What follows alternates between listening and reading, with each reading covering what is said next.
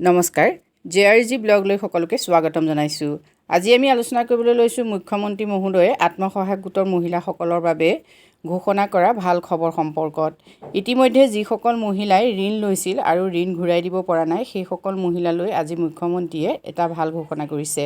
অসম চৰকাৰে ইতিমধ্যে মাইক্ৰ ফাইনেন্সৰ ঋণী মহিলাসকলক সকাহ দিছে, সেই কথাটো সকলোৱে জানে।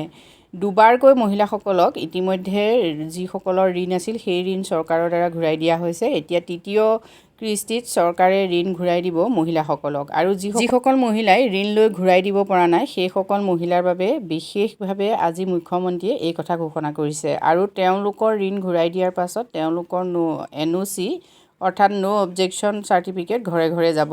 গতিকে এইটো মহিলাসকলৰ বাবে অতি গুৰুত্বপূৰ্ণ খবৰ হয়।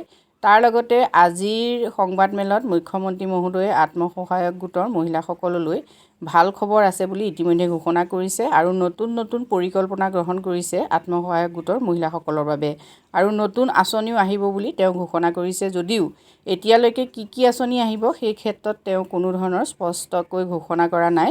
মাত্ৰ আত্মসহায়ক গোটৰ মহিলাসকল সাজু হৈ থাকক, লগতে তেওঁলোকৰ আত্মসহায়ক গোটৰ যিবিলাক নথি পত্ৰ, বিশেষকৈ বুক কিপিঙৰ ক্ষেত্ৰত তেওঁলোক সচেতন হৈ থকা ভাল, যিহেতু যিকোনো ধৰণৰ আঁচনিৰ সুবিধা পাবৰ বাবে আত্মসহায়ক গোটবোৰে তেওঁলোকৰ যি হিচাপ পত্ৰ সেই হিচাপ পত্ৰ সম্পূৰ্ণ আৰু নিয়াৰিকৈ ৰখা উচিত। গতিকে মহিলাসকলে এতিয়া আত্মসহায়ক গোটৰ আভ্যন্তৰীণ যিখিনি কাম অৰ্থাৎ বুক কিপিঙৰ যিখিনি কাম সেইখিনি কাম নিয়াৰিকৈ ৰাখিব লাগে, যাতে ভৱিষ্যতে চৰকাৰে দিয়া সুবিধা তেওঁলোকে তাৎক্ষণিকভাৱে গ্ৰহণ কৰিব পাৰে। লগতে এতিয়াও যদি এনে বহু মহিলা আছে যিসকলে আত্মসহায়ক গোট গঠন কৰা নাই, তেখেতসকলেও আত্মসহায়ক গোট গঠন কৰি ভৱিষ্যতে চৰকাৰৰ সা সুবিধাসমূহ গ্ৰহণ কৰিবৰ বাবে নিজকে প্ৰস্তুত কৰি ৰাখিব পাৰে। আজি ভিডিঅ'টোত আমি এইখিনি তথ্য আপোনালোকলৈ আগবঢ়াইছোঁ। যদি উপকৃত হৈছে কমেণ্ট কৰি জনাব। ধন্যবাদ।